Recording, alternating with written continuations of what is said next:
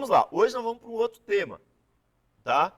Confesso para os irmãos, eu não consegui fazer todos os slides a tempo, mas depois eu ainda vou fazer outros slides para disponibilizar para vocês. Mas tem alguns slides aqui.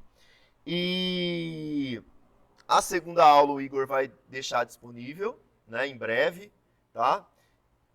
Essa aqui também, até o final do curso, vai estar aí também disponível para vocês. Agora nós vamos começar a entrar na prática. Agora vamos começar, porque assim, exegese, todo crente deveria fazer. Todo crente deveria fazer. Hermenêutica, todo crente deveria fazer. Agora nós vamos começar a estreitar as coisas aqui. Não esquece dos passos anteriores. Mas agora vamos começar a estreitar e pensar em preparar uma pregação. Em preparar um sermão. E qual que é a nossa disciplina de hoje? Nós vamos falar sobre homilética. Tá bom? Então, se você... Vou disponibilizar, mas eu acho que quando você anota, você até aprende melhor, tá? Não é omelete, tá? Não é omelete, é homilética, tá bom? E o que é a homilética, né? O que seria a homilética, tá? Então, ó, aprendemos sobre exegese, aprendemos sobre hermenêutica e agora você vai aprender sobre homilética, tá? Bom, a homilética, ela vem de homilos, né, do grego, que significa multidão ou assembleia do povo. Então, os gregos, eles adoravam fazer uma reunião, tá? Para falar de qualquer assunto. E a homilética era uma forma de discurso para agradar as pessoas, tá? Então, a homilética grega, não a homilética cristã, era um tipo de discurso para agradar as pessoas. E aí o cristianismo tomou esse termo homilética emprestado. Então, esse termo homilética, ele nada mais é do que a arte da pregação. Então, homilética é a arte da pregação. Ok? Então, essa é a definição. Então, pensa, exegese, investigação da ideia original do autor, hermenêutica, interpretação e homilética. É a arte de pregar. Então, é a arte de pregar. Tudo bem? Então, homilética aplicada ao contexto cristão, né? É a arte da pregação. Ok? Tranquilo? Então, homilética, a arte da pregação. Então, nós vamos trabalhar em cima disso, tá bom?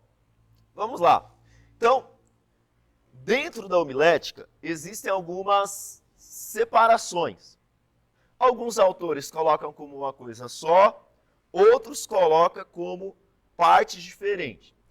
Quem aí era católico, e era um bom católico, que não foi na missa só no dia do seu batizado e no dia do casamento, que ia na missa de vez em quando, ouvia lá na liturgia falar em algo chamado homilia. Alguém ouviu falar de homilia? Ah, depois que saiu da igreja católica, descobriu. Então, o que é homilia? A homilia, ela é a parte da homilética, que é a pregação. É a pregação em si. Então, domingo lá, quando eu pego a Bíblia e começo a pregar, né? Ali eu estou fazendo a parte da homilia do culto. Tá bom? Então, homilia é o discurso, a pregação, o sermão em si. Então, quando alguém estiver pregando, ele está fazendo a homilia. Tudo bem? Amém? Nós temos a pregação, que aí no caso é o discurso em si. É o pregador falando, você falando, tá bom? E nós temos o sermão. O sermão é o conteúdo, é o fruto da mensagem. Então eu tenho homilia, que é o todo. Eu tenho a pregação, que é o ato do discurso, do falar. E eu tenho o sermão, que é o fruto, é o todo. E a literatura sermônica é o sermão escrito. Que talvez você não tenha consciência disso, mas existe uma literatura voltado somente para sermão. Tem um livro nas escolas, esqueci o nome agora, que ele é só sermão de um padre, esqueci agora, mas vou lembrar. Então, existe uma literatura, muitos sermões escritos. Então, quando alguém escreve o sermão, isso é a literatura sermônica. Tudo bem? Então, o que nós vamos falar agora?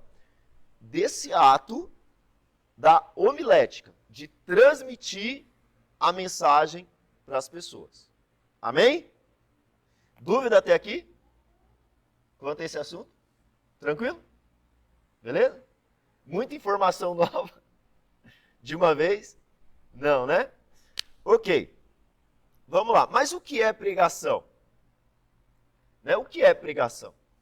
Ah, pastor, pregação eu vim aqui e começar a falar de Jesus, né? Pregação eu vim aqui começar a falar e tal.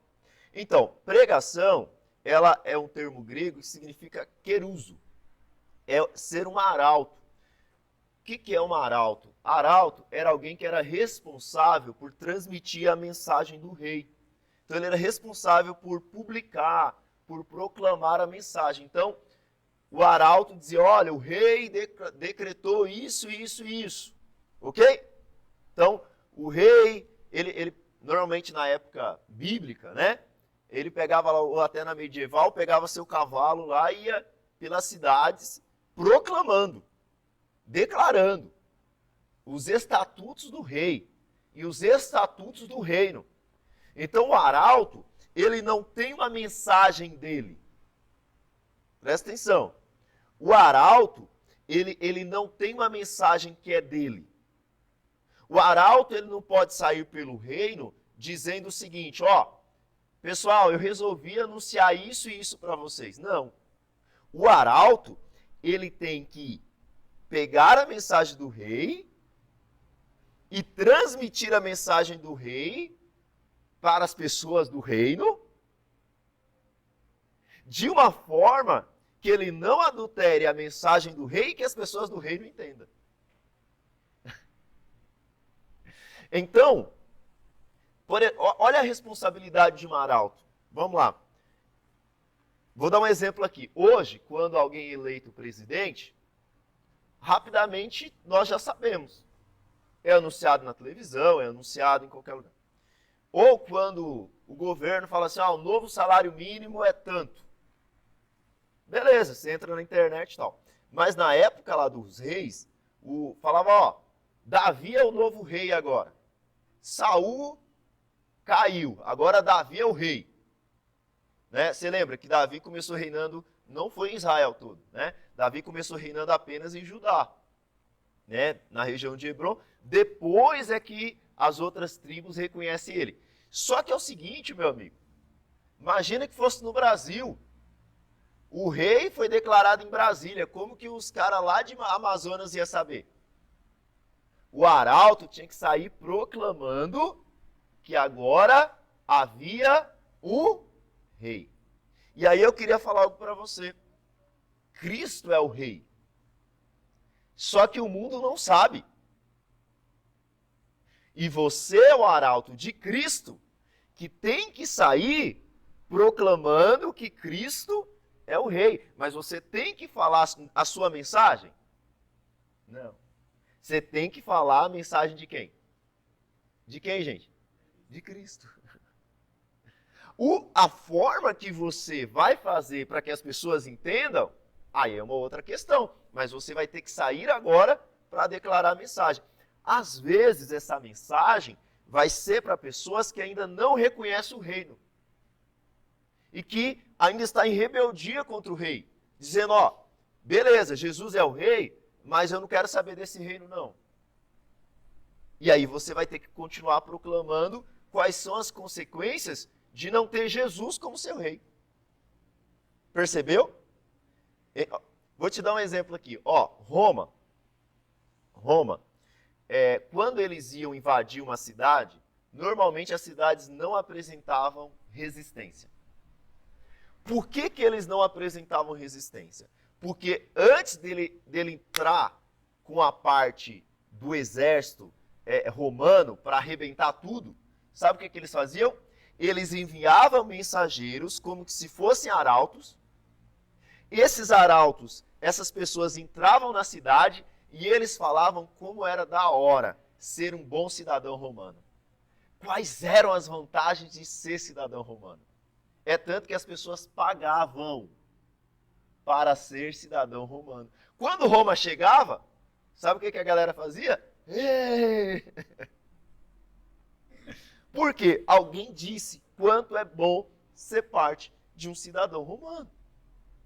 Agora, nós somos os arautos do rei que estamos chegando para as pessoas dizendo, trazendo o quê? Uma boa notícia. Evangelho não significa boa notícia? Significa boa notícia. Agora, essa boa notícia tem consequências se você rejeita esse reino. Às vezes eu vou trazer a mensagem, eu vou ser um arauto, você vai ser um arauto, para quem já é do reino. Você percebe uma coisa? Aqui eu já estou entrando quase na parte de como você fazer o sermão. Presta atenção. Eu já tenho um cidadão do reino. Entendeu? Qual que é a mensagem que eu vou trazer para o cidadão do reino? E aí, gente? Exortação? Pode ser. O que mais? Vou te dar um exemplo. Mateus 5. Sermão do Monte, 5 a 7. É para quem é do reino ou para quem está fora do reino? Oi? Para ambos? Tem como projetar aí? Abre aí Mateus 5. Acho que não sei se dá também, né, Igão? Desculpa. Dá? O Igão vai projetar Mateus 5. Se você quiser abrir aí na sua Bíblia também, Mateus 5. Olha só. Vamos ver. O tão conhecido Sermão do Monte.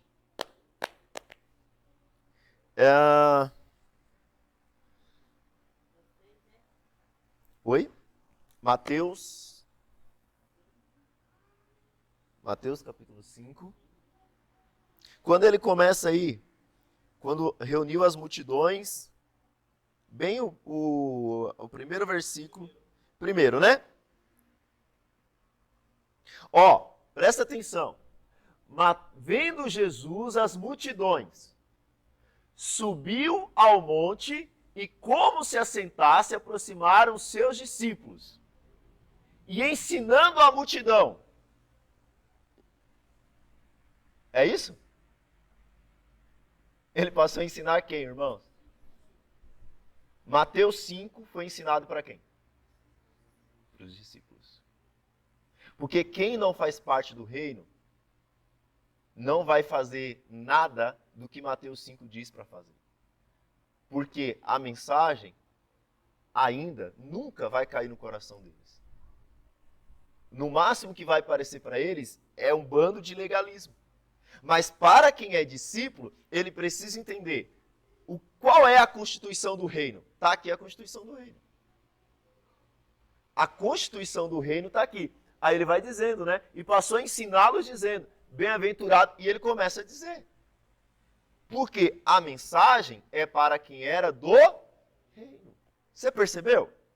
Então, muitas vezes nós estamos falando de algumas coisas, e eu vou te falar outra. Às vezes nós estamos querendo dar benefícios para quem não é do reino ainda.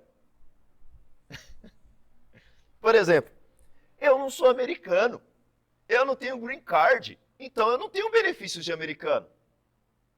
Percebe? E nem tenho dever de americano. Então, existem coisas que as pessoas pregam como se as pessoas tivessem os benefícios do reino e os deveres do reino, quando elas ainda não são do reino. E a primeira parte que elas precisam ser, aí muda. Aí eu vou pregar para outra pessoa. Né? Por exemplo, eu falo assim, chego aqui na igreja, ou chego para um irmão em Cristo e falo assim, sua víbora, seus raças de víbora. Qual foi a vez que Jesus dirigiu isso para um discípulo? Qual foi o momento que qualquer carta da igreja foi dirigido para um crente? Porque um crente nascido de novo é cobra? É o quê? Oi? Mas vamos usar a analogia de um outro animal. Ele é o quê? Cordeiro. Ele é ovelha. E aí tem crente sendo chamado de víbora e falando assim, fala a Deus, bate mais Jeová, ai papai, glória a Deus. Isso que é evangelho. Só se você for cobra, porque eu não sou, filho. Eu sou ovelha de Jesus nascida de novo. Você entendeu? Então, você como arauto, você precisa saber que mensagem você está proclamando. Você precisa saber que mensagem você está falando. Pastor, eu não sei quem é nascido de novo. Verdade, você não sabe. Mas nós sabemos para quem nós estamos pregando. Então nós temos que saber contexto, nós temos que saber, irmãos, a mensagem, né? Nós temos que saber que tipo de arauto você é. E aqui no arauto, eu já gastei bastante tempo só falando do arauto aqui, meu Deus. Mas vamos lá. Aqui do arauto que eu quero que você fique bem na sua cabeça. Você não tem uma mensagem sua para transmitir. Você tem uma mensagem do rei para transmitir. Mas antes de você transmitir a mensagem do rei, você precisa saber qual é essa mensagem. E como eu vou transmitir essa mensagem. Percebe isso? Amém? Formas que nós podemos transmitir a mensagem. Acho que eu não coloquei aí, mas tudo bem. Tá. Então, vamos lá.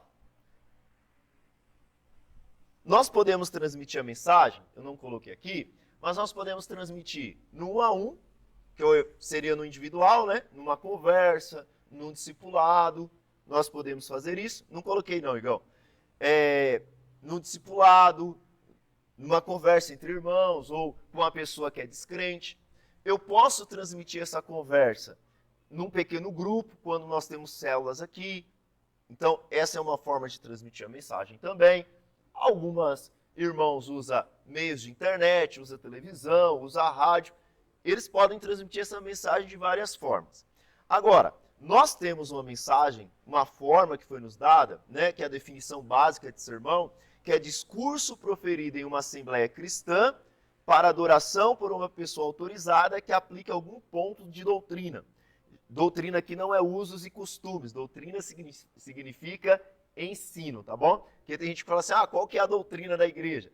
Pode isso, não pode aquilo. Não, doutrina não é usos e costume.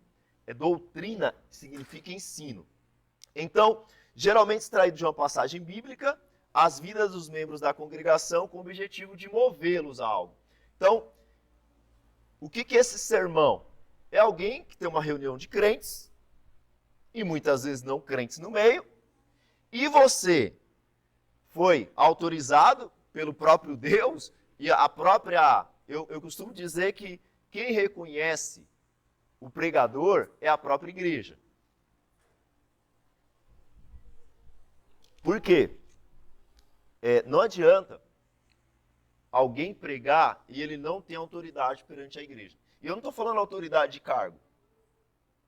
Eu estou falando autoridade que a igreja olha e fala assim, tem o favor de Deus, tem a graça de Deus, tem a capacitação de Deus, tem o caráter. Então, as pessoas na vida da igreja, elas são reconhecidas pela própria igreja. Algumas pessoas perguntam assim, como que eu sei que eu tenho um chamado pastoral? Sim, tem Deus falar com você, tem que testificar, mas a igreja reconhece. Se a igreja não reconhece, é duvidoso o chamado. Tá? Daqui a pouco a gente pode entrar mais nisso. Bom, e aí essa mensagem com o centro bíblico precisa mover a igreja em algum sentido. Tá? Ela não é apenas para encher a cabeça de ninguém ou trazer um conhecimento. Ela precisa mover a algo. Você está movendo a igreja em que direção? Então, todo mundo que prega, que usa esse púlpito aqui, está movendo a igreja. Está direcionando a igreja para um lugar. Amém? Nós esperamos sempre que seja em direção à vontade de Deus. Tá bom? Vamos lá. Palavras do Novo Testamento usadas para se referir à comunicação do Evangelho, né? Proclamar, contar boas notícias e testemunhar. Tá bom? Então, para a pregação para essa proclamação nós temos proclamar, contar boas notícias e testemunhar. Então vamos lá. Agora eu quero entrar aqui nos tipos de sermões, tá? Os tipos de sermões que são pregados na igreja. Pastor, tem diferença? Tem diferença, tá? Existe uma infinidade. Eu separei 3 aqui hoje e na próxima aula eu vou me aprofundar em um deles. Tudo bem? Aí eu queria dizer para você que existem alguns irmãos que falam assim, não, o certo é só esse. O certo é só aquele. Eu discordo. Eu discordo. Eu acho que existem os prós e os contras e existem os seus momentos, tá? Então, por exemplo, sermão expositivo. Ele é maravilhoso, mas tem gente que virou regra de fé. Se não é expositivo, não é a Bíblia. Irmãos, eu discordo completamente, tá? O expositivo ele é maravilhoso, ele tem as suas características muito boas, mas não é ponto de fé, não. Então vamos lá. Primeiro tipo de sermão, primeiro tipo de pregação que alguém pode fazer. Anota aí, temático. Temático. Tá? Então, o sermão temático.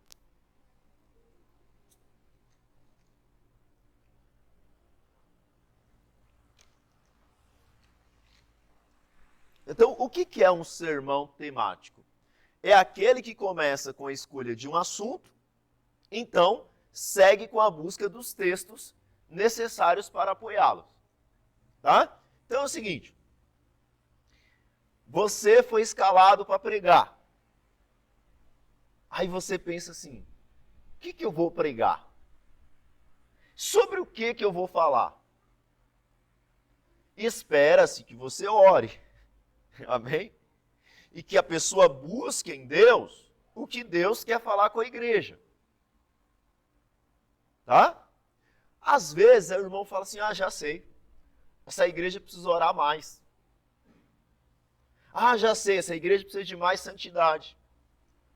Já sei, essa igreja precisa ser mais generosa. Então, ele escolhe lá, por exemplo, né? O tema do sermão dele fala assim, a importância da santidade.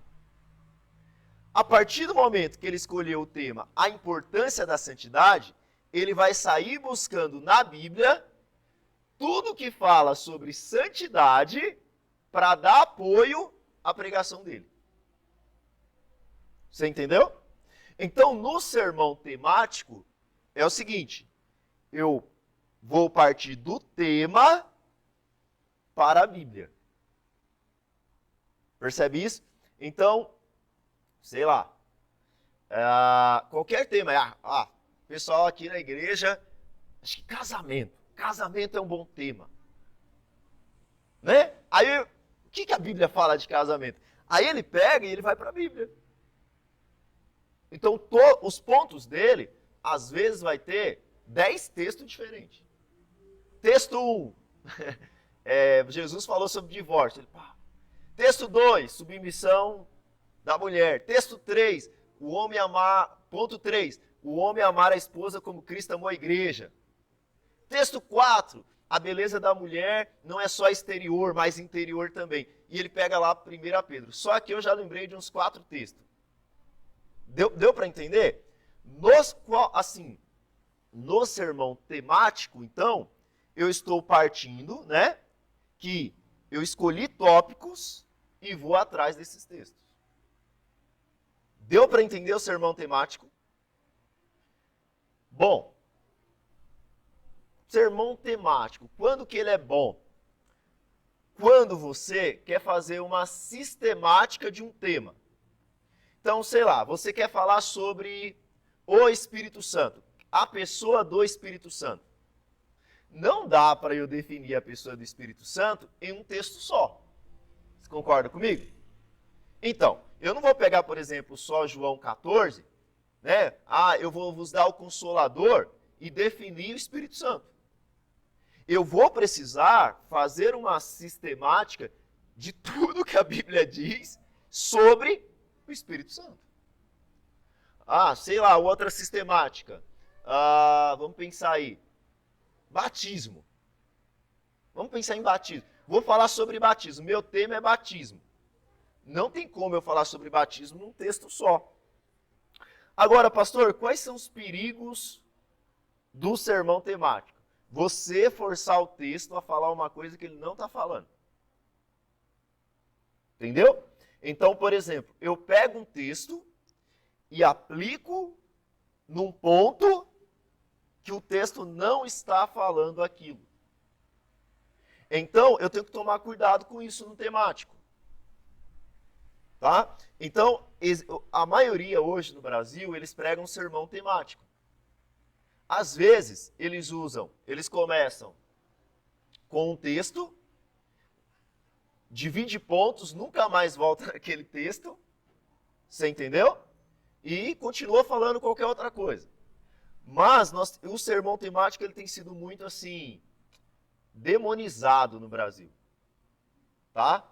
Eu estou te falando, existem os perigos, tá? Mas existe muita coisa que o sermão temático ajuda.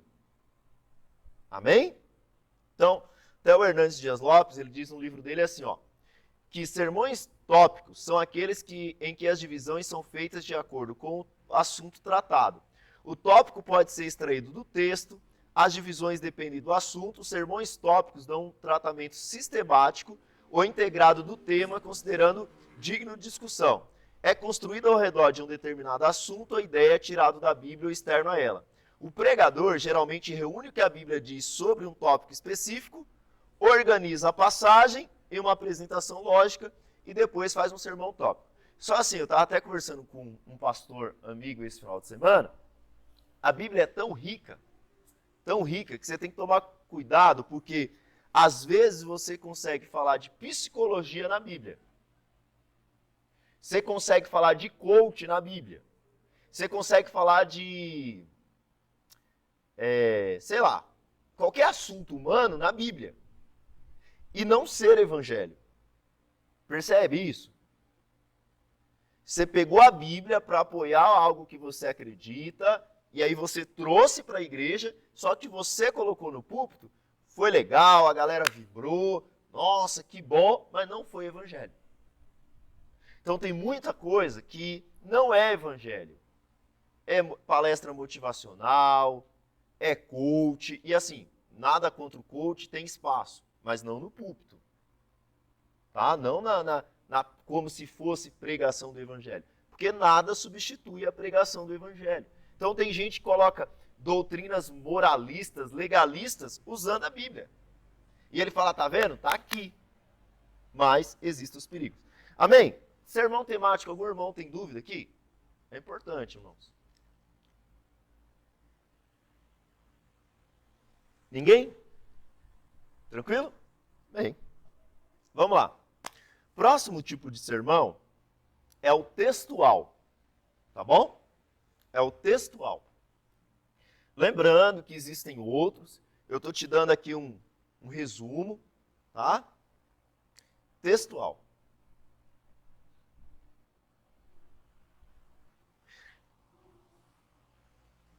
No caso do sermão textual, é aquele que é baseado num texto bíblico geralmente curto, tá?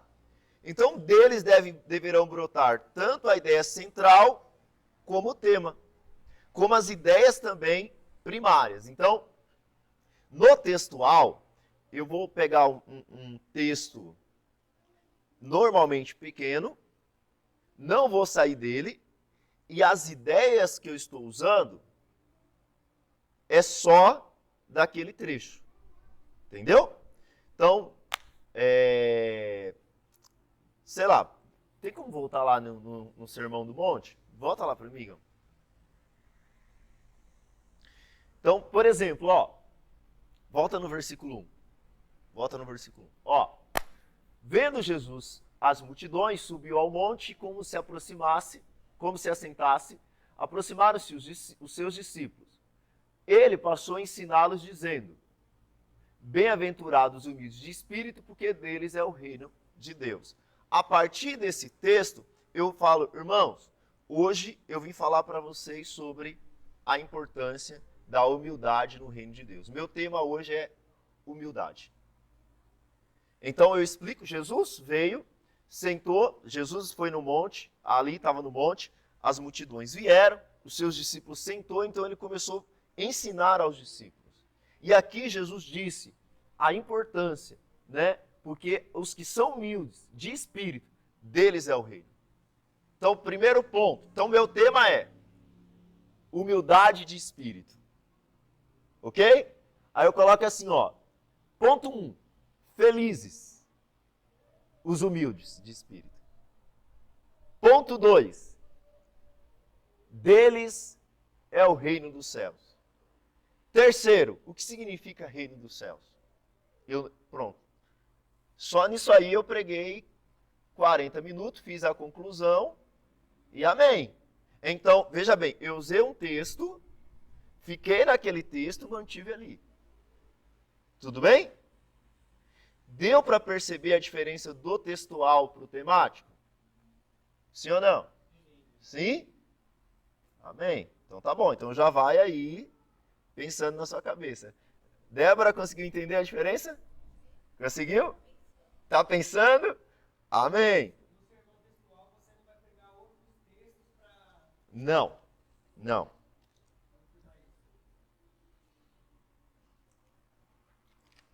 A não ser assim, tem gente que faz, mas aí você perde um pouquinho da característica do textual, entendeu? Você perde um pouquinho da característica textual. Ó, irmãos, vou falar uma coisa para você. Se você pegar um texto bem estudado, bem aprofundado, cara, num versículo você faz uma série de mensagens de 4 semanas. O que é muito rico. Você não precisa muito mais que isso.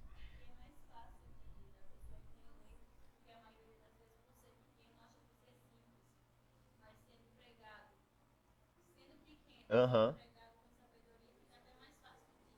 De entender, exatamente, exatamente. Aí agora, a parte, como é pequeno, aí você vai ter que ter, você vai precisar ter bons exemplos, você vai precisar ter boas aplicações para a igreja, você vai precisar de uma série de coisinhas aí, tá bom?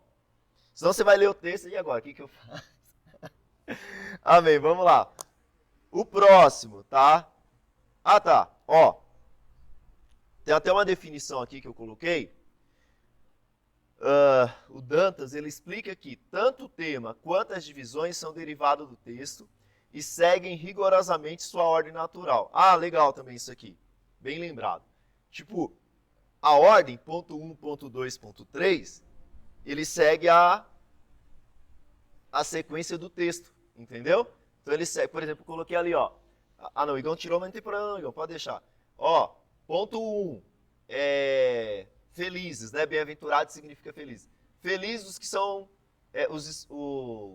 os humildes de espírito. Aí eu coloco ponto 1. Aí porque deles é o reino. E aí terceiro termina aí na conclusão do que seria o reino. Então, eu estou seguindo uma ordem lógica do texto. Tudo bem? Tá. Tá, vamos lá. Próximo. Sermão expositivo. Esse aqui está na moda. Tá? Durante muito tempo ninguém falava no Brasil, era uma coisa assim que ninguém sabia o que era, agora está na moda. Existe uma turma aí que se não for expositivo, não está pregando a Bíblia. É maravilhoso, é lindo, seria o sonho de todo mundo expositivo, mas você não consegue fazer um bom expositivo com no mínimo umas 20 horas de preparação. Tá? Sentado aí 20 horinhas fazendo. Tá bom? Se você for, olha, vou te dizer, 20 horas chutando por cima, assim, porque às vezes gasta mais. Então todo mundo acha lindo, acha maravilhoso. Por exemplo, todo mundo chega assim, nossa, que maravilhoso o Augusto Nicodemos pregando expositivo. O cara é período integral. Hernandes Dias Lopes e tal. Então assim, eu vou te falar, meu irmão, um bom sermão textual e expositivo, cara, Eu vou falar a minha experiência. Eu já venho trabalhando ele na minha cabeça durante a semana, lendo o texto, e eu vou te dizer, mensagens que eu prego aqui de 40, 45 minutos, às vezes eu gasto 5, 6, 7 horas sentado preparando. Tá? Vamos lá. Primeiro, pastor e o Espírito Santo. Cara, sem o Espírito Santo, você pode estudar 30 horas, não adianta nada também. Não vai ter vida de Deus, você vai entender? Tudo que eu estou te falando aqui, não esqueça. O pregador, ele depende do Espírito. O pregador depende da unção de Deus sobre ele. Se não tiver, esquece. Mas assim, né? Então, o expositivo, ele é baseado em um único texto bíblico, geralmente longo. Esse texto, né? Esse texto pode constituir de uns poucos versos, de um ou 2 capítulos, ou até um livro inteiro da Bíblia. Então, às vezes eu vou expor um livro todinho da Bíblia. Ah, pastor, mas como que você vai expor o livro todinho da Bíblia? Eu não vou expor inteiro no domingo. Entendeu? Exato, Neemias. Eu não vou chegar aqui e falar assim, irmãos, hoje nós vamos expor Neemias. Não, eu vou ter o bom senso de, primeiro, saber se eu prego todo domingo, se tem esse tempo, e aí eu vou expor aquele livro inteiro para a igreja. Ou às vezes eu vou expor um texto. O meu professor da faculdade, ele falava que um versículo dá para fazer expositivo, né? A maioria dos autores diz, olha, precisa ser um texto maior. Então, no expositivo, você vai fechar com a ideia do texto. O texto vai ser o norte da sua pregação. A sua obrigação é pregar para o texto. Calvino, ele pregava em Genebra, na Suíça, e ele tinha um compromisso de pregar toda a Bíblia, de expor toda a Bíblia. E assim, teve uma época que passou por uma perseguição, e cara, ele estava pregando Atos. Aí veio a perseguição, ele foi expulso do país, aí ele voltou, acho que 2 anos depois, eu não lembro qual era o capítulo exato, né? Mas eu lembro que era Atos, e aí Calvino pegou, voltou, falou, ele estava em Atos 17, por exemplo, ele pegou a Bíblia e falou, irmãos, abra aí em Atos 18. Tipo assim, voltou 2 anos e continuou naquilo, entendeu? Então, tem que ter esse compromisso. Eu vou falar por mim, eu amo pregar livros inteiros da Bíblia.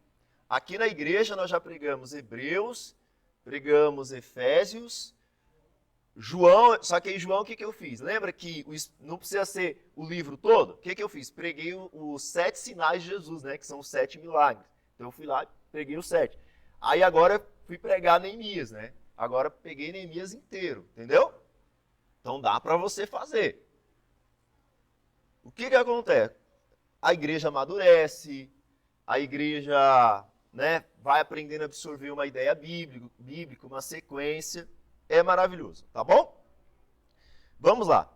O Hernandes Dias Lopes, ele diz no seu livro assim, a pregação expositiva não é simplesmente um comentário corrente sobre uma passagem da Escritura, nem uma sucessão de estudos de palavras ligados frouxamente por algumas ilustrações. Então vamos lá, primeiro ponto.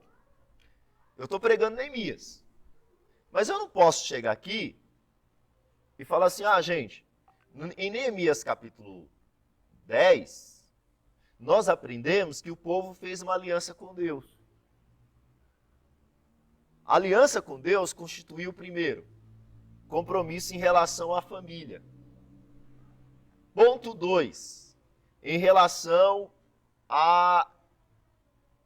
Quem estava domingo aí no culto? Ponto 2, em relação... O ponto 3 sobre generosidade.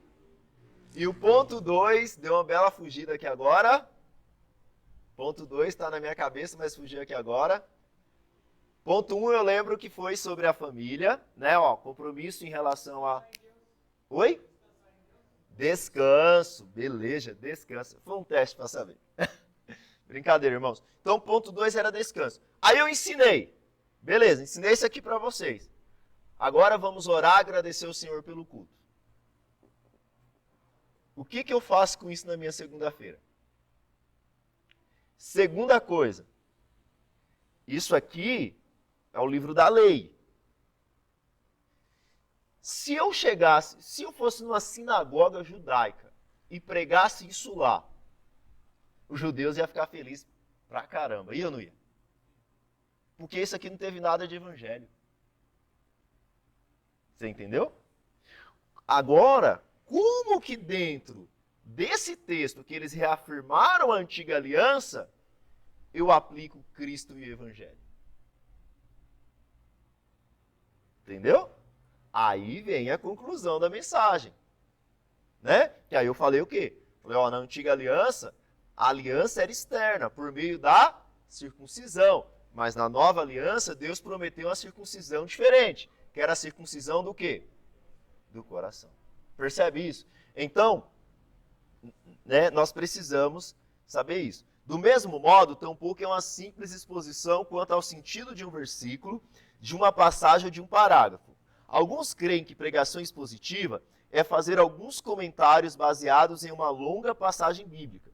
Outros definem pregação expositiva como fazer um sermão sobre uma passagem bíblica de muitos versículos.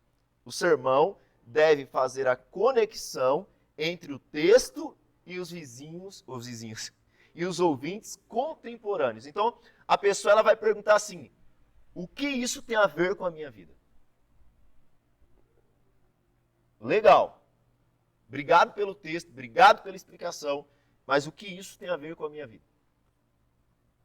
Que contextualização você faz disso? E aqui eu acho que a maioria dos pregadores expositivos acaba errando, porque eles têm uma obrigação de fazer uma boa exposição bíblica, e isso é maravilhoso, mas às vezes são aulas sobre a Bíblia. Sabe? São aulas sobre a Bíblia sem nenhuma aplicação do dia a dia. E aí as pessoas acham aquilo enfadonho. Quem não é cristão acha enfadonho, a pessoa tenta fazer uma aplicação moralista. Então, expositivo é legal, é muito bom, eu acho que na verdade é o mais seguro a ser feito, o mais saudável para a igreja, mas precisa de uma série de práticas. Amém? Glória a Deus. Dúvidas sobre esses 3 tipos de sermão? Qual que é o primeiro, irmãos? Qual que é o segundo? E qual que é o terceiro?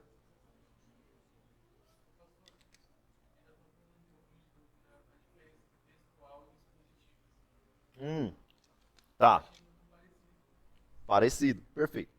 No textual, normalmente o texto é menor, A minha aplicação, ela vai estar relacionada àquele pequeno trecho do texto. Vou dar um exemplo aqui do Sermão do Monte. Eu me comprometi ali com o texto de falar sobre humildade. Mas o Sermão do Monte fala só sobre humildade? Um texto expositivo me levaria a falar dos outros pontos. Eu posso, por exemplo, Martin Lloyd Jones, deixa eu ver, John Stott, tal. Tem um autor que tem um livro Sermão do Monte, que ele pregou expositivamente o Sermão do Monte inteiro. É óbvio que ele não pregou aquilo numa semana só. Então, quando eu estou comprometido com o expositivo, eu vou além, entendeu? Vou dar um exemplo bom. Essa semana, sábado, eu preguei para os jovens lá na Ibave São Lucas, lá na Zona Leste. Eu preguei sobre avivamento. E qual foi o texto que eu usei? 1 Timóteo 6, tá? Eu li até o 14 para eles entenderem o contexto, mas eu fiquei somente no 6 e no 7, né? Que Paulo diz para Timóteo: por isso te admoesto, Timóteo, que reavives o dom que é em ti, porque Deus não tem nos dado espírito de covardia, mas de amor, poder e moderação. E eu fiquei nesse texto. Então eu fui textual, dentro do meu objetivo. Qual que era o meu objetivo? Mover aqueles jovens a buscar o avivamento. Oi.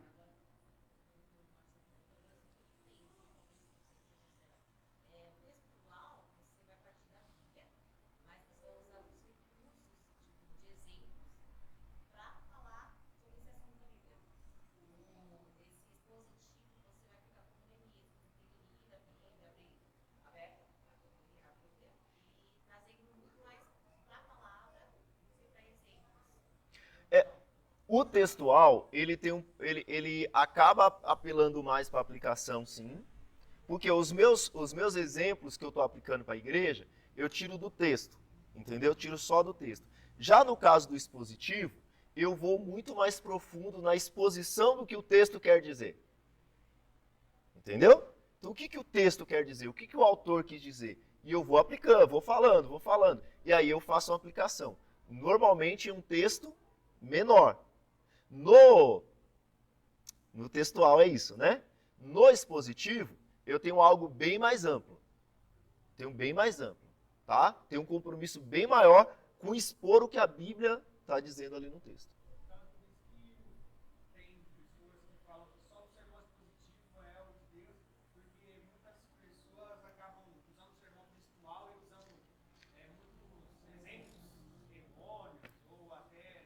Igor, o perigoso normalmente é o temático. Não é que é errado, é mais perigoso. Entendeu? Então, por que é mais perigoso? Porque as pessoas normalmente ela pega um tema na cabeça dela e aí ela quer que a Bíblia dê respaldo ao que a cabeça dela está dizendo. Né? Então, eu quero falar de um tema tal. E aí eu vou lá na Bíblia, procuro e vou colocando pontos. Oi? Quase uma tese. Só que o problema é que às vezes ele está aplicando uma coisa que o texto não está falando daquilo. O texto não afirma aquilo. Não é isso que o texto quis dizer. E às vezes eu estou usando textos diferentes. Por exemplo, eu quero falar sobre que você pode ser forte, que você vai vencer os seus inimigos, que você tal. E eu vou lá e pego um exemplo de Davi, por exemplo. Entendeu? Quando, na verdade, ali Deus trabalhou com representação. Por quê? Do lado de um exército estava o representante dos filisteus, que era quem? Golias. Do outro lado do exército estava o representante que era quem? Davi. E Saul foi quem era para ser o representante, mas deu no pé. Então nós não somos Davi ali. Davi é uma tipologia do nosso representante. Quem que é o nosso representante? Jesus. Percebeu? Então, eu posso até usar outros textos, mas tem gente que ele vai colocar um monte de coisa que não está no texto. Tá? E isso é muito perigoso. Principalmente, irmãos, porque existe uma certa pressão sua e da igreja. Porque às vezes você vê tanta coisa que você fala, cara, eu preciso falar sobre isso. Preciso falar sobre isso.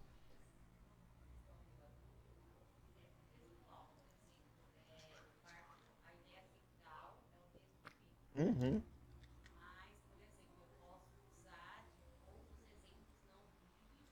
Pode. Para ilustrar? Pode. Pode. Pode. Pode, também pode. Pode. Mas o centro não é o que você está pegando de fora. Eu sempre falo assim, quando você for usar, por exemplo, você está pregando textual ou expositivo. Por exemplo, domingo, eu usei só Neemias? Não. Mas eu falo que, imagina, você está no navio. O navio é o teu texto. Certo? O navio é o teu texto. Os outros textos que você vai pegar, não pode estar longe do navio, entendeu? Você entendeu a analogia? Perfeito. Ele tem que estar, tudo que você fizer, tem que estar em volta do navio. Tá? Porque você precisa ter uma ideia central. Tem gente que ele vai pregar, aí no mesmo texto ele prega sobre... Ele quer ser temático. Aí ele prega sobre santidade, sobre oração, sobre vida com Deus, sobre... E prega um monte de coisa, e no final você fala, pregou sobre o quê? Então, por isso que tanto o expositivo quanto o temático, ele te dá segurança. Expositivo e o textual. Amém? Eu prego temático? Prego. Mas, normalmente, quando eu vou usar alguma coisa que é sistemático, assim, tipo, eu vou falar sobre, irmãos, hoje nós vamos fazer uma série sobre a vinda de Jesus. Segunda vinda de Jesus. Eu não tenho como eu usar um texto só. Eu uso vários. Tá bom? Ponto 1, tal. Beleza? Agora, é prática. É prática. É colocar em prática, tá? E o legal também é que você vai começar a identificar, né? Quais estruturas os irmãos estão usando, como que ele está usando, como que é feito. Agora sim, irmão, vou falar. Alguns pregadores, não por culpa deles, né? Ele não sabe nem que existem sermões diferentes. Ele não sabe montar a estrutura de um sermão, né? E Deus usa? Claro que usa. Claro que usa. A gente tem que tomar alguns cuidados e ir aprendendo. Quanto mais aprendermos e aplicarmos, melhor. Tá bom? Então, vamos lá pensar agora. Não está aí no slide, porque eu não tive tempo de colocar. Mas eu quero colocar para os irmãos aqui algumas coisas em relação aos requisitos do sermão. Tá? Então, primeira coisa que você tem que fazer aí. Análise do auditório. Então, é a primeira coisa. Análise do auditório. Então, eu tenho que analisar para quem que eu estou pregando. Essa é a primeira coisa. Análise do auditório. Então, por exemplo, o que os ouvintes já sabem sobre o tema que eu vou abordar? Né? Qual é a atitude deles em relação a esse assunto? Qual é a atitude deles em relação a mim como pregador? Então, eu tenho que analisar para quem que eu estou falando. Eu tenho que analisar para quem que eu estou passando. Então, eu venho aqui falar de um tema, uma pregação. Fulano me chamou para pregar. Eu vou lá, chego lá, prego sobre, sei lá, enchimento do Espírito, né? Ser cheio do Espírito. Aí quando eu chego lá, eu descubro que era um evento evangelístico que só tinha descrente. Entendeu? Aí eu falo, poxa vida, e agora? Oi? Quer falar, Bruno?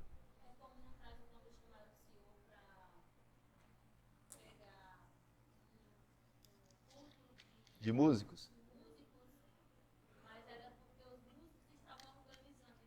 E não porque era para músicos. Isso, exatamente.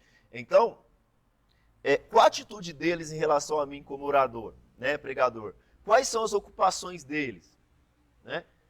Qual é o nível educacional das pessoas? Eles sabem ler? Porque às vezes você pode estar pregando num lugar que as pessoas não sabem ler. Aí você fala assim, vamos ler junto comigo aqui agora. Né? Entendeu? Então, você tem que começar a pensar nisso.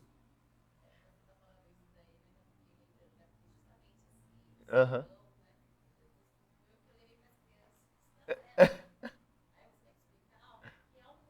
Perfeito. Exato, perfeito.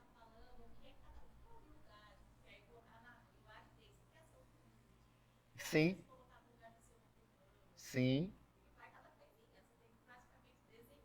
sim.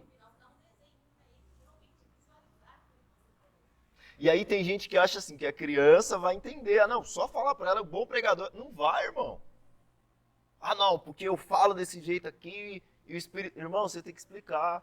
Né? Jesus falava, né? Ele sendo Deus, sabe? Ele desceu, se fez em forma humana, e não apenas se fez em forma humana.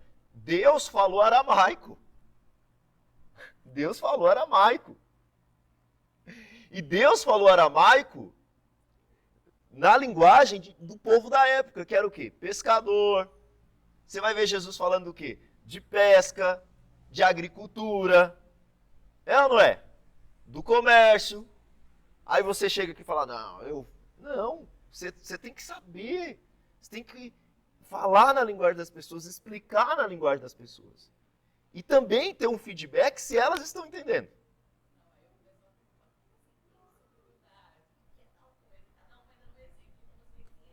Então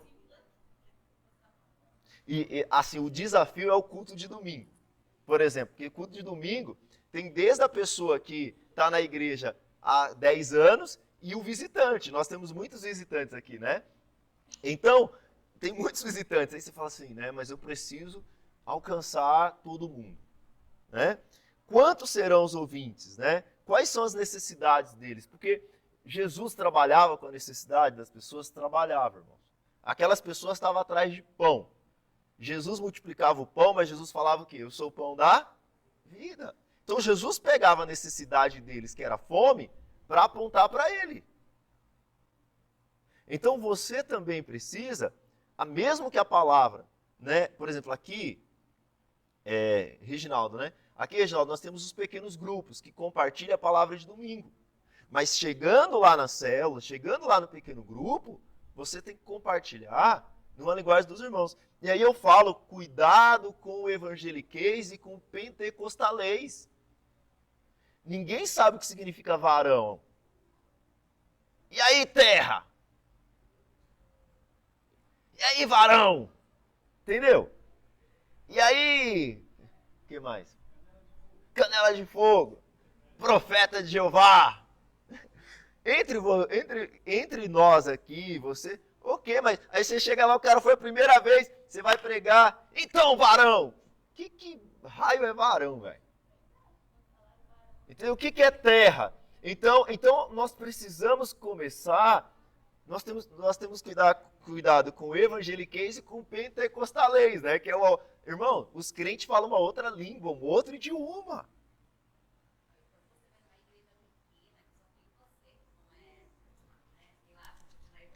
Aham.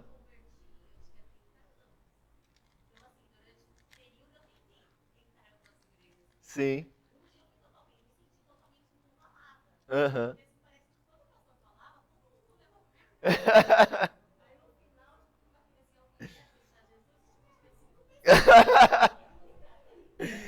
Você é a única, né? Não tem como, né? É verdade. Então, o Paulo, né? Dentro desse ponto aqui, Paulo, cara, você sabe, tem uns textos que é dos poetas gregos lá, atenienses, e que virou, assim, parte do texto virou inspirado pelo Espírito Santo e canônico.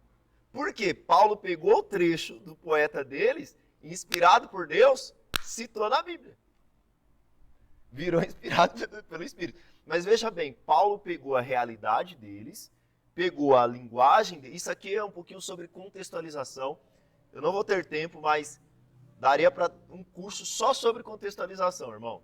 Não é você mudar a mensagem, é você mudar a linguagem, a forma que você está falando. Por exemplo, quem é que hoje vai na videolocadora pegar filme? Né? Você vai na videolocadora pegar filme? Mas deixa eu te perguntar, você assiste filme que você alugava na videolocadora aonde? Na Netflix. A mensagem é diferente? A mensagem é o quê? A mesma. Aí tem gente que fala assim, não, igreja bíblica é aquela que tem os bancos de madeira. Igreja bíblica é aquela, né?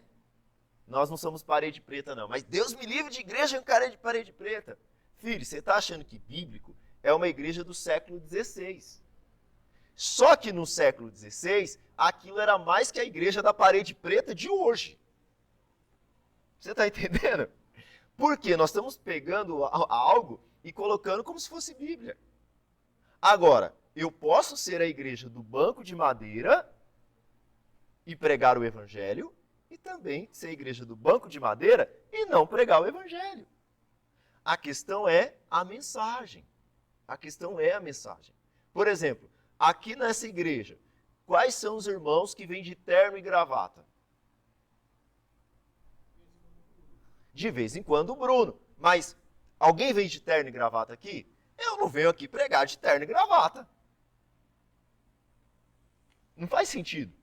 Pastor, você já pregou de terno e gravata? Já, irmão.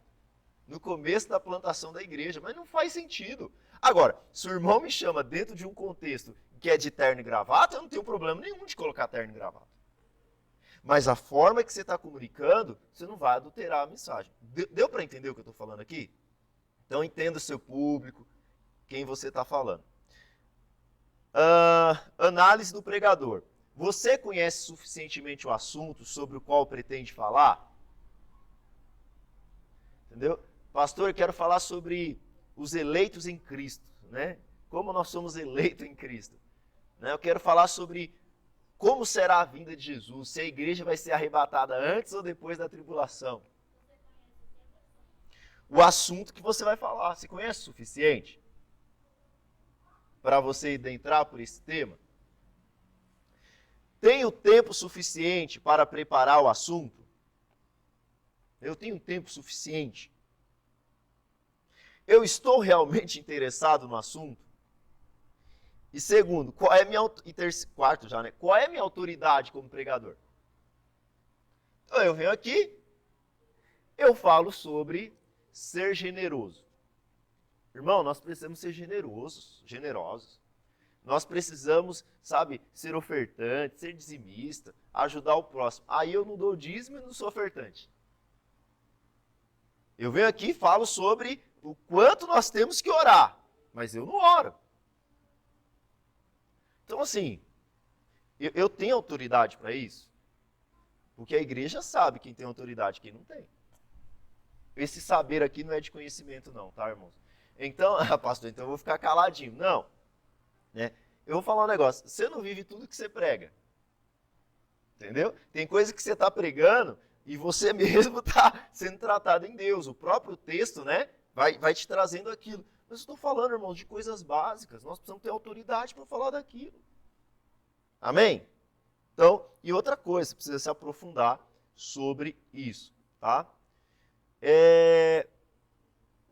Próximo, objetivo do sermão. Qual que é o objetivo do seu sermão? Qual que é o alvo? Qual que é o alvo? Qual que é seu objetivo com aquilo?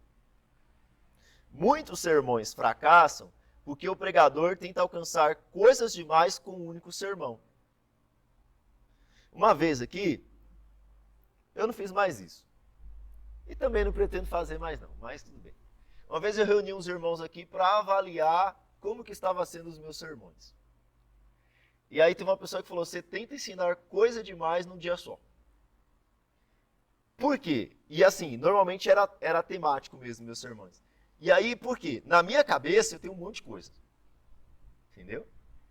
E aí eu quero que a igreja saiba aquele monte de coisa que eu acho que eu sei. Só que o problema é, você não vai alcançar nenhum deles. Você não vai alcançar nenhum desses seus objetivos. Então, qual que é o meu objetivo? Meu objetivo com esse, veja bem, você já orou, Deus falou com você, você preparou o texto. Meu objetivo com esse sermão é levar as pessoas a orar mais. Meu objetivo com esse sermão é que esse grupo aqui creia em Jesus como único Senhor e Salvador. Meu objetivo com esse sermão aqui é fazer com que as pessoas sejam mais generosas. Então eu tenho um objetivo com aquilo que eu vou pregar. Ok? Amém? Normalmente esse objetivo vai refletir lá no tema. Quando você não tem um objetivo claro, você não consegue achar o tema da mensagem. Rapaz, é assim, primeiro, porque assim, irmãos, tem hora que a gente tem que ficar tentando adivinhar o que o pregador quer dizer, né? Onde que ele quer chegar? O que ele quer dizer com isso? Irmão, você desiste nos primeiros 5 minutos. Então, quando o pregador fala, irmãos, o objetivo hoje é uma aliança com Deus. Opa, nós já sabemos o objetivo aqui. Eu vou trabalhar o objetivo. Ponto. Fechou. E eu vou trabalhar em cima disso. Tem irmão que sai atirando para todo lado. Não, filho. Vai um por vez. Sabe, se Jesus não voltar amanhã, a gente tem bastante tempo ainda. Vai trabalhando isso, né? Tá bom? Ok? Amém? Então, muitos fracassam por isso, tá? E tem irmãos que falam assim, irmãos, hoje eu vim aqui para falar sobre isso e também sobre aquilo. Porque eu acho que nós precisamos. O texto bíblico, né? É um fundamental também, o texto bíblico. Então, eu preciso saber, tá? Então, análise para o sermão, né? Que é aquilo que eu coloquei, analisar o auditório, a ocasião, o pregador, qual é o meu objetivo e também eu preciso do texto bíblico, tá? Lembrando que o texto bíblico, ele vai ser aquele lá primeiro, mas eu preciso trabalhar em cima dele, tá bom? Então, algumas coisas, né, que o pregador não pode fazer aí em relação ao texto bíblico, tá? O sermão deve ser bíblico e, portanto, as escrituras são indispensáveis ao sermão. Irmão, eu conheço pastor famoso, tá? Que ele prega 40 minutos e ele não leu a Bíblia. Não leu. Não leu. Ele pode até citar um texto aqui ou ali ou outro, ele te envolve na história, mas ele, mesmo que ele não tenha lido, ele precisa citar o versículo, entendeu? Ó, tá, irmãos, hoje nós vamos falar sobre isso, e tá aqui o texto. Aí o cara vem e fala meia hora e beleza.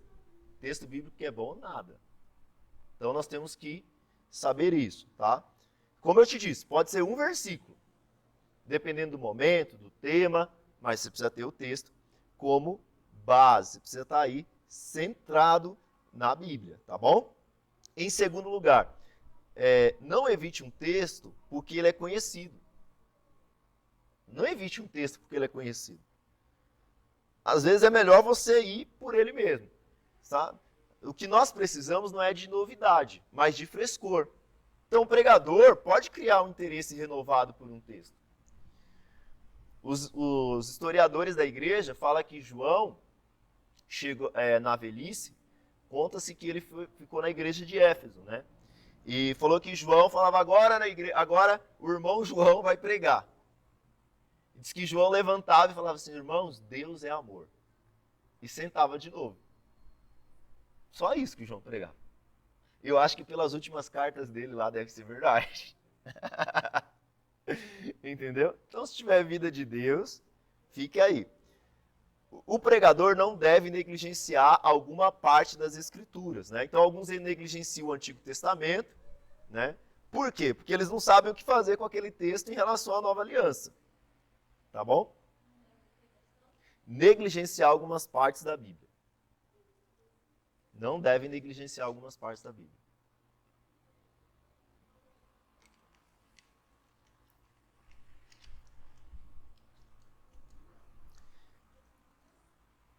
O quarto, você não pode deixar que a igreja determine a escolha dos textos. O pregador não pode deixar que a igreja determine as escolhas do texto. É claro que eu vou olhar para as necessidades da igreja, é claro que às vezes o aconselhamento, né, o momento que nós estamos vivendo, vai influenciar. Mas eu não posso deixar que a igreja determine as escolhas do texto. Tá bom? Porque fala a verdade, irmãos, o que nós queremos? Ser felizes, prósperos, sem problemas, né? Se a gente for pelas nossas necessidades apenas, cara, coach todo domingo aqui. Entendeu? E normalmente nós somos legalistas. Então nós somos muito legalistas, irmãos. Então nós vamos querer coisas que são legalistas, coisas que coloquem o que nós podemos fazer. Nunca o que Jesus pode fazer. Entendeu? Ou às vezes você fala, não, o que você pode fazer? O que você consegue realizar? E na verdade é a obra de Cristo. Então tem que tomar cuidado com isso também. Tá bom? Coloque aí para nós terminarmos partes do sermão. Esse aqui eu só vou citar, porque semana que vem nós vamos entrar direto aí nesse sermão aí, tá bom? Então, primeiro, é primeiro, mas não significa que você vai fazer primeiro, tá bom? É o que você vai colocar primeiro aí, tá bom? Título do sermão. Qual que é o título? Qual que é o título? Então, não precisa anotar isso, mas um bom título deve possuir as seguintes características. Ser breve, chamar a atenção. Né? Então, tem que chamar a atenção, para captar as pessoas mesmo no seu título. Não, é só o título do sermão mesmo. Agora o sermão ele deve ser breve, chamar a atenção para o presente. Então, dê um título para o seu sermão.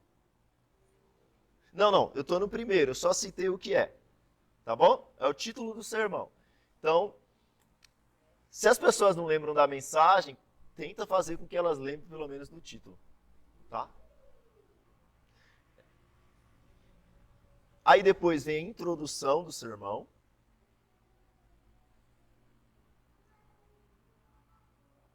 Vem a introdução. No caso da introdução, o objetivo é conquistar o interesse dos ouvintes. Conquistar o interesse dos ouvintes.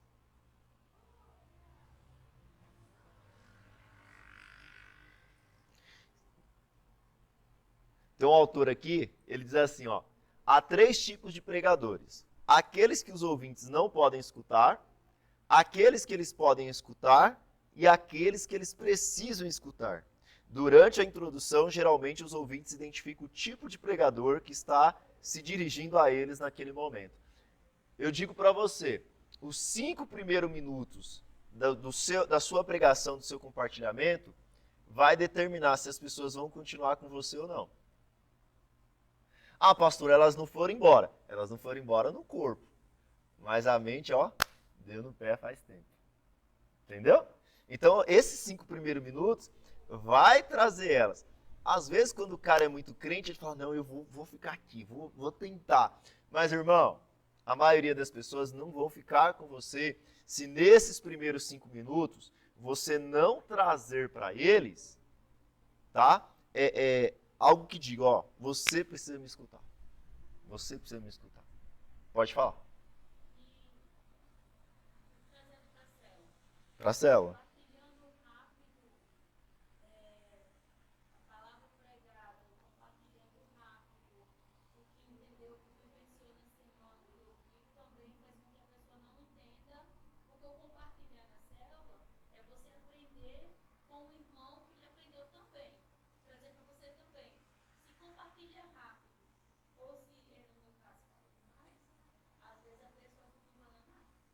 Mas quem compartilha rápido? Estou falando não quem você citar pessoas, mas está falando assim, quem está trazendo... Uhum. Então,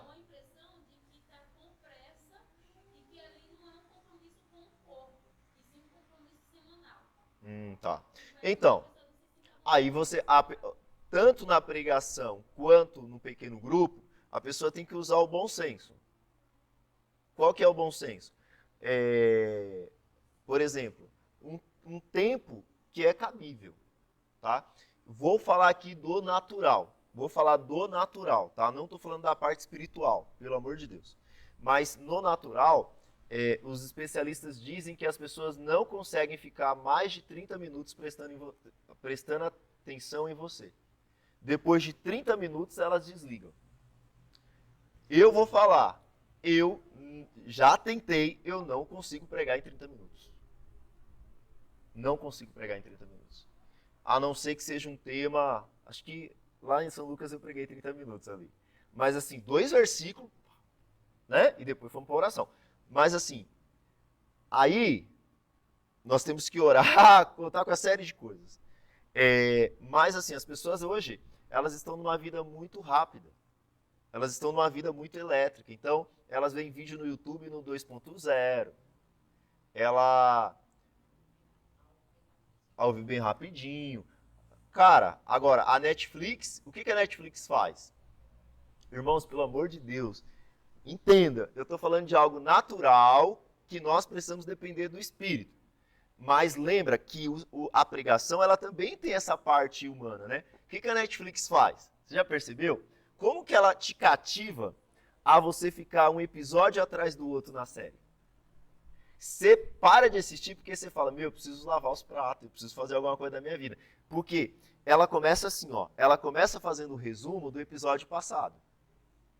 Aí ela coloca a opção se você quer pular ou não. É ou não é? Não é isso que ela faz? Aí ela pega E aí ela começa de um ponto que é muito importante na história. Algo assim muito interessante, certo? Não é isso? Ela vem, aí ela chega no meio, o negócio dá uma esfriada, não é? Aí o que ela faz no final? Coloca o negócio lá em cima. É ou não é? Quando ela tá lá em cima, sabe o que ela faz? Tchau, vai para outro episódio. É ou não é? Então, às vezes o pregador, ele começa lá em cima, o meio dele é terrível e o final dele é, gente, vai embora, pelo amor de Deus. Ele não termina com a conclusão, ele não termina... Irmão, então assim, tem a parte do espírito, ser cheio, tudo isso. Mas você, na sua cabeça também, precisa ter uma lógica. Não, pastor, os irmãos que tem que ser crente, que tem que se virar... Não vai acontecer isso. Eles são crentes, são cheios do espírito. Mas, ó, Paulo, quando pregou 3 horas, teve um jovem lá que dormiu na pregação de Paulo. E morreu. Só que a única coisa, provavelmente você não vai ressuscitar ninguém igual Paulo. Aí tem uma pregação, não lembro de quem que é agora, que tem muita gente matando o Eutico. É Eutico o nome do cara, né? Tem muita gente matando o Eutico na igreja. Entendeu? Porque... E aí alguém tem que ir lá ressuscitar depois, né? Aí a gente, depois da introdução, tem o corpo do sermão, né? Que a gente vai ser os pontos, tá? Corpo do sermão, que é aquela parte de desenvolvimento.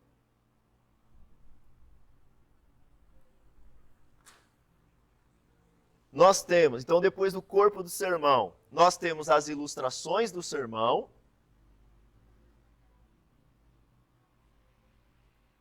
Então a gente tem lá título, introdução, corpo do sermão, a ilustração e a conclusão do sermão. Tá bom? A conclusão, ela é o clímax. Por isso deve ser bem pensada e planejada. Tudo que foi dito antes teve como objetivo conduzir os ouvintes até o ponto da conclusão. Na conclusão, precisa ficar claro o que a verdade exige da parte deles. Além disso, na conclusão, o pregador deve dizer qual ação que os ouvintes devem realizar como consequência natural. Então, eu sempre eu falo que, assim, nós vamos aprender no expositivo, mas, cara, eu sou um pregador evangélico, então eu prego o evangelho. Então, no final, eu sempre aponto para quem?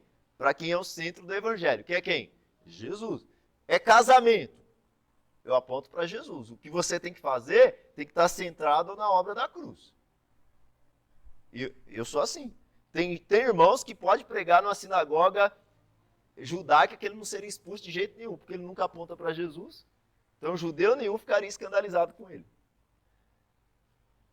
E aqui tem o apelo do sermão. Tá?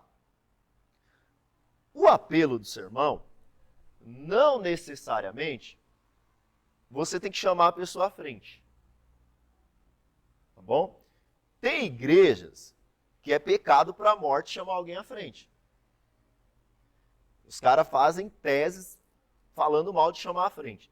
Eu não vejo como erro. Eu vejo que você tem que tomar cuidado para você não estar usando de artimanhas humanas, ou como se ir à frente fosse, por exemplo, vem aqui à frente, se você crê em Jesus como seu Senhor e Salvador, vem aqui à frente que você está salvo. Aí a pessoa vem. Mas veja bem, a conversão, ela acontece no instante, mas ela também é contínua, entendeu? Tem muita gente que já foi à frente aceitar Jesus umas 30 vezes. Então tem que ser explicado para ela que existe uma vida cristã a continuar.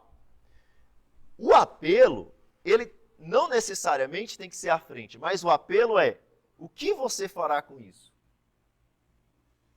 Entendeu? É tipo quando Pilatos falou assim, o que faremos de Jesus o Cristo? É o que você pega Jesus e fala para a pessoa assim, o que você vai fazer com isso agora? Eu preguei. Agora, eu estou colocando nas suas mãos o que você vai fazer. E aí, o que você vai fazer com Jesus o Cristo? O que você vai fazer com a mensagem que você recebeu? Apelo você deveria fazer inclusive quando você está pregando no individual. Então você foi lá, está no seu trabalho falando de Jesus para alguém. Termina, e aí? Você entendeu? Entendi. Você crê? Então, eu tenho que dizer para a pessoa, e aí, o que você vai fazer com isso aí? Nós sempre temos que pegar, pregar e dizer, agora você tem que fazer algo com isso. O que você vai fazer a respeito de Jesus? Amém? Entenda apelo, não só como vir para frente. Bom, semana que vem, aí nós vamos para os detalhes. Alguém tem dúvida?